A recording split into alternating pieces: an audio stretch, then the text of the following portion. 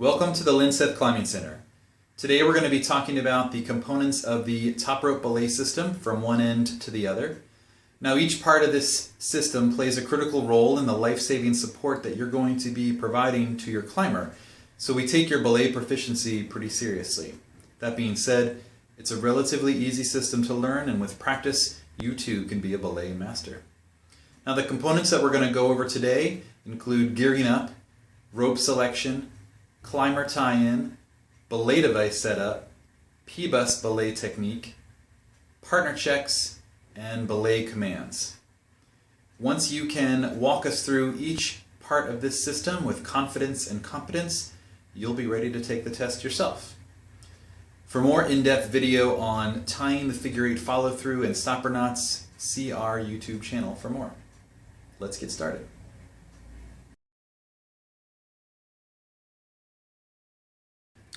Your basic rental harness consists of a waist loop and 2 leg loops. Each loop has an auto-locking buckle on it. To tighten, you're just going to pull the strap through the buckle. These are already doubled back, but if it should come undone,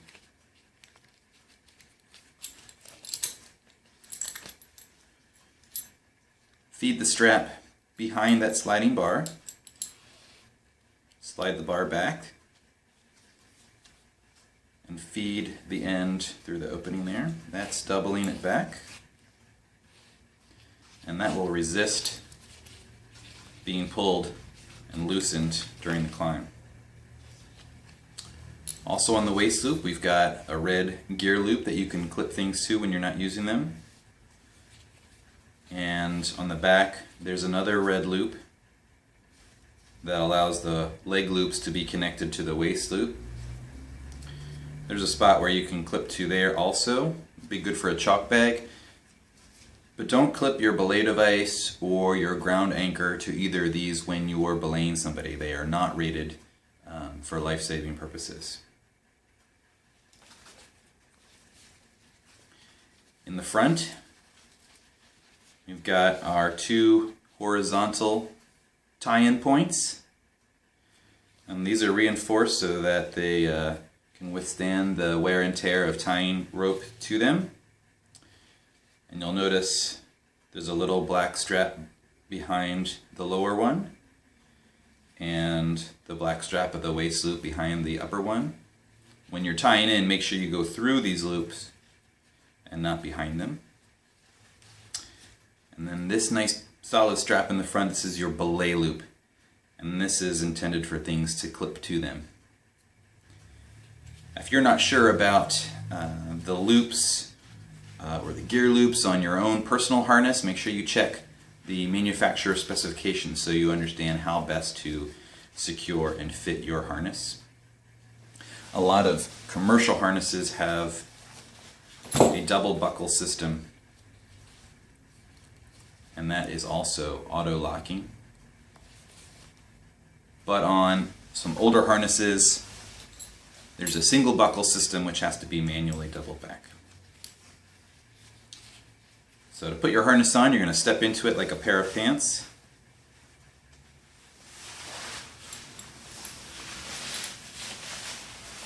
Making sure not to twist the loops in the process. I'm going to bring the waist loop over your hips. So if you've got any loose clothing that might get in the way, now's a good time to tuck it in or remove sweatshirt.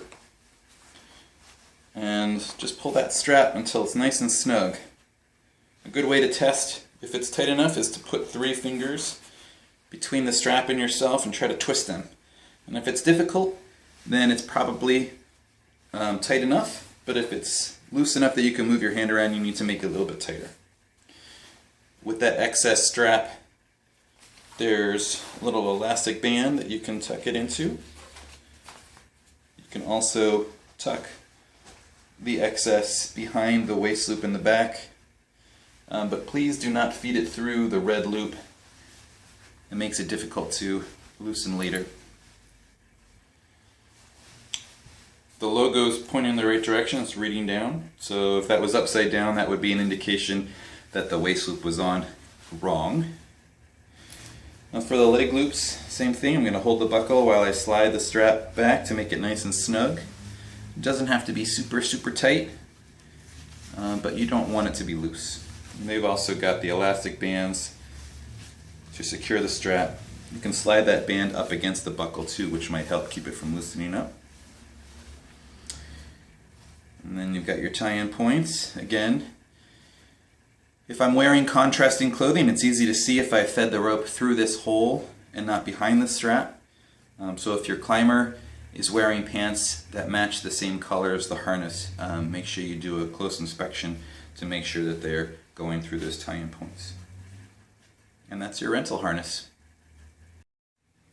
At Linseth, we require climbers to wear climbing-specific shoes. These are usually slipper-style shoes that have rubber all around the toe and heel. They should fit close and snug, but not be painful. So when you're sizing up your shoes, pay more attention to the fit than the number on the shoe itself. Rental-style shoes have a gray rubber sole, which is non-marking. Some are lace-ups, some have a Velcro closure, and should only be worn indoors at the climbing wall. We don't allow street shoes for climbing. They track in all sorts of dirt and grime that we don't want on our walls, but also they generally aren't fit and designed to support you in a climbing environment. If you're wearing a helmet, make sure it's fit properly and aligned correctly. In this case, the logo is on the front and the straps go behind the head here. Make sure it's snug and not loose. So clip the chin strap, slide the strap to make that snug, and then there are adjustment wheels on the side. Spin those back to squeeze the head strap so that is also snug. You can test the fit by shaking your head side to side, and if the helmet stays in place, you're good to go.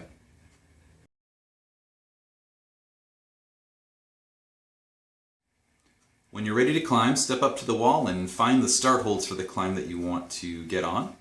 And look at the white tape on the start holds. The white tape indicates the name of the climb, the grade of the climb if it's been graded, and the correct rope to use, as indicated by the number that's in a white circle. And that number corresponds to the brass tags that are tacked onto the wall behind the rope close to the floor. You want to be on the correct rope so that if you fall off the climb, you don't swing away from the climb and potentially into another part of the wall or another climber. If you look up, you'll see the rope is running over a belay bar, which is essentially a tube of metal. And those wraps of the rope around that tube provide the friction that gives you the control during the lowering of the climber. So as the climber, you're going to tie into the strand closest to the wall, and the belayer is going to clip into the strand further from the wall. That way, as the climber is ascending, they're not rubbing up against the ropes, which can cause wear and tear on the ropes. And as the belayer, you're going to want to stand perpendicular to the wall so that that rope runs nicely over the bar, as opposed to off to the side where it could rub up against the edge of the bar. If the ropes twist over each other, they can sometimes feel a little stiffer, but usually just flossing the rope back and forth will get it back into the correct position. I'm going to tie in with my figure 8 follow through.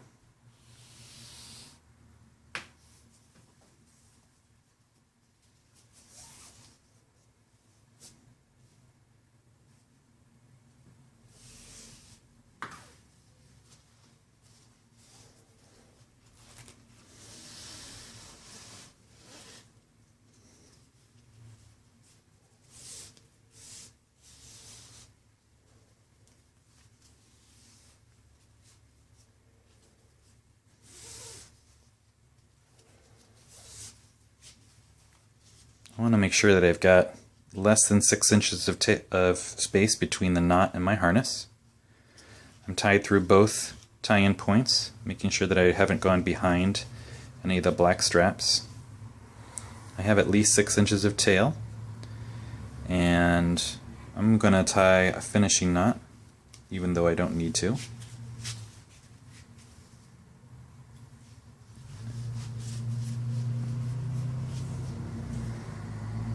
And I'm ready to go.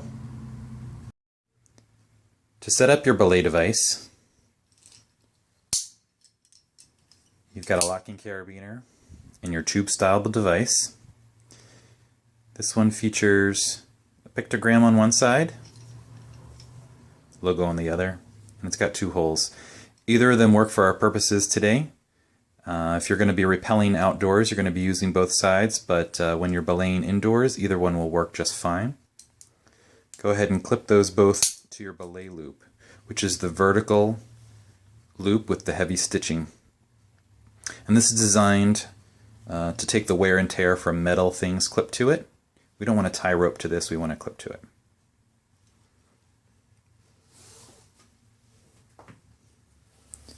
Take the belayer side of the rope, make a bite. It's just a bend in the rope, no twists. You're going to feed that bite through one of the holes in your device. Go ahead and clip that loop and the keeper loop, which is just this wire attached to the device. Clip them both. Make sure that your brake strand, which goes to the end of the rope, is pointing down. Check the pictogram, and you'll notice that it's got the brake hand listed on the bottom side, the climber strand on the up side.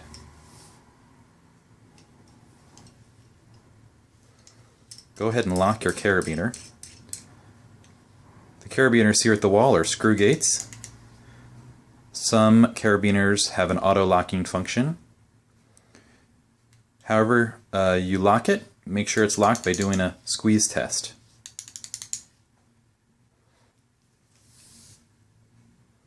Now, on the remaining end of the rope, go ahead and tie your stopper knot.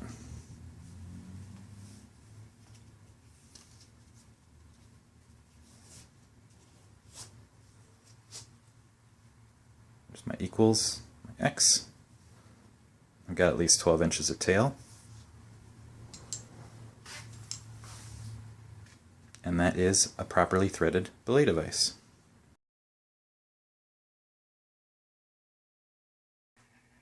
Once we've completed our partner check and the belay is on, my climber is going to start climbing and it's time for us to belay. The belay technique that we use here at Linseth is called PBUS, and that stands for pull, break, under, slide. As the climber ascends the wall, they're going to introduce slack above the belay device, and so my job will be to pull that slack out by pulling down with my left hand and up with my right hand simultaneously. I will then immediately brake, reach under my brake hand, and slide my brake hand back up towards the device. The entire time my brake hand must remain on the rope. It's gripping the rope firmly at all times in case of a fall, and only when I reach under do I grip with my left hand and loosen my grip just enough to slide my right hand back up into position. Pull, break, under, slide. Pull, break, under, slide. You'll notice that I'm leaving 2 to 3 inches between the device and my brake hand. This ensures that the rope is in the position that's going to catch the climber, which is below the device, as opposed to being above the device, in which case it becomes unlocked. It also protects my hand from getting sucked into the device in the case of a fall.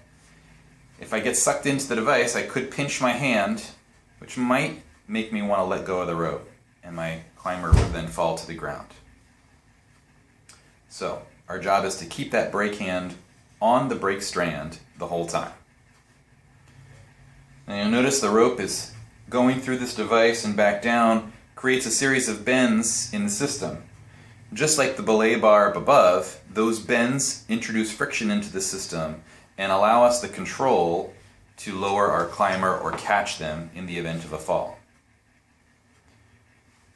Pull, brake, under, slide. You'll notice that while I'm doing this, my upper body remains standing upright. If you pull too much rope through the system and you find yourself bending over, you may find yourself a bit out of control if your climber takes a fall when you're trying to catch up with all that slack.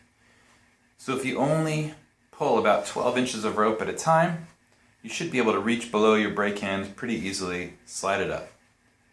Now this might mean that you're going to be doing your PBUS motion quite a lot, and that's your job.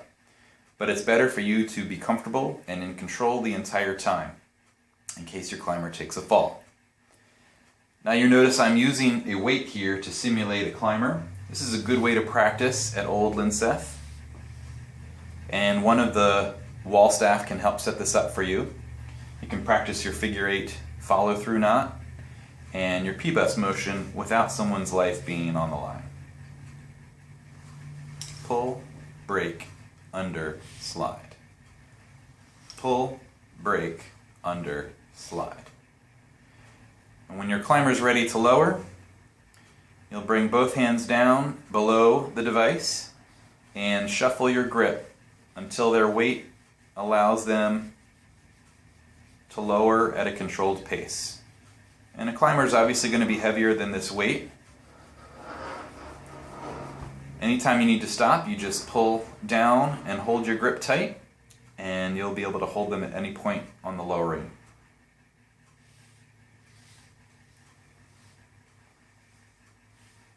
Again, pull, brake, under, slide. Whenever your climber needs to take, you're going to do that nice and quickly to take up all the slack, and then bring both hands to the brake strand to hold them tight. And when they're ready to climb again, you just prepare to take that slack out. And we also allow for what's called the waterfall technique. In the waterfall technique, both hands remain on the brake strand at all times. Pull the rope through the device and shuffle your hands up.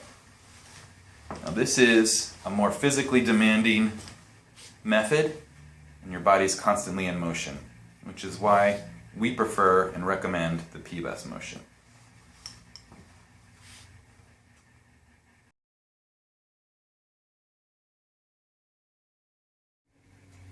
Alright, so now we've reviewed all the components of the system, and it's time to actually tie in and go over our belay commands and do some climbing. I brought my friend Oscar here. He's going to tie himself in because he already reviewed how to put on his harness and how to tie his figure 8 follow through, so I'm going to have him do that while I set up the belay device on the other end of the system.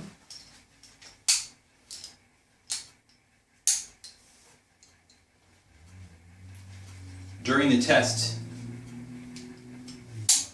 you will tie in yourself as the climber first to verify that you know how to tie that knot and can verify it, but your climber can then tie themselves on their own. Alright, so we've got our knot in, but before we go to the knot, we're going to do our partner check from one end of the system to the other. So we'll start with Oscar. I can see that he's wearing his climbing shoes, which is great. He's got his harness on, and can you verify that it is nice and snug with your legs and your waist? Good. Excellent. And then looking at the knot, where we threw both tie-in points. Yeah, make sure we go through those points. Perfect. We're within 6 inches of the harness, and we can count our 5 pairs of strands here. There's 1, 2, 3, 4, and 5. And we've got a little bit of air in the knot, so I'm going to hold the knot and just pull it nice and tight to dress it. We've got it at least 6 inches of tail here, so that looks good. He's on the climber side of the rope, and then back down to me. I'm threaded through the belay device. I've got the brake strand below the vise, which is perfect. I've clipped my carabiner through that loop as well as the keeper loop on the device. I've locked my carabiner, which I verify with a squeeze test, and I'm clipped through my belay loop. My harness is also on snug, and far below on the rope I've tied my stopper knot with at least 12 inches of tail at the other end, and we're ready to go. But before we climb, we need to review our belay commands. So, before you climb, you need to ask me if the system is ready to go by saying, am I on belay? And if I verify that all the parts are correct, then I can respond, the belay is on. Now when I say the belay is on, my brake hand must be in position with the slack taken out of the system and ready to go. Just in case you were to start climbing at that point, I would have you. But before you climb, I will also ask you to say, climbing. So if you had to step away for whatever reason and then come back, then I would know that, yeah, you're about to do some climbing. And I will say, climb away, or climb on. At that point, you can start climbing, and I'll start taking up any slack in the system. Now, if you want to let go of the wall at any point, you could simply let go and fall, and I would have you. But if you want to give me advance notice, you can shout out, take, and that means take in all the slack, and I will do so and respond, got you, or got, at which point you can let go. Make sense? Great.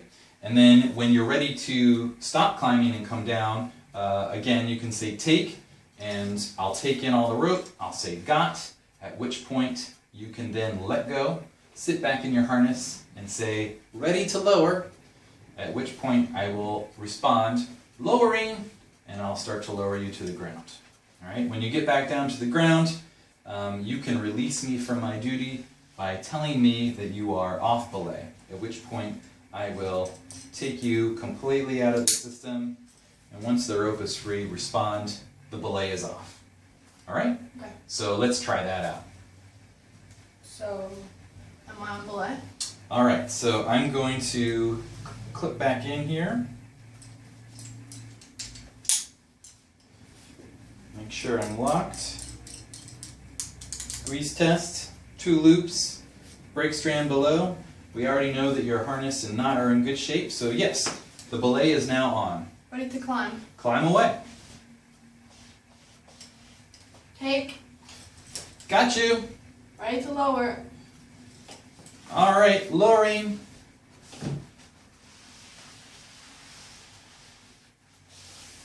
Off belay. The belay is off. Good job. Thank you. Well, that's the entire system, top to bottom. I hope this has been a good review for you. If you have any questions about any component of the system, please don't hesitate to ask our front desk staff the next time that you're at the center. Otherwise, we wish you good luck on your belay proficiency test and look forward to climbing and belaying with you in the future.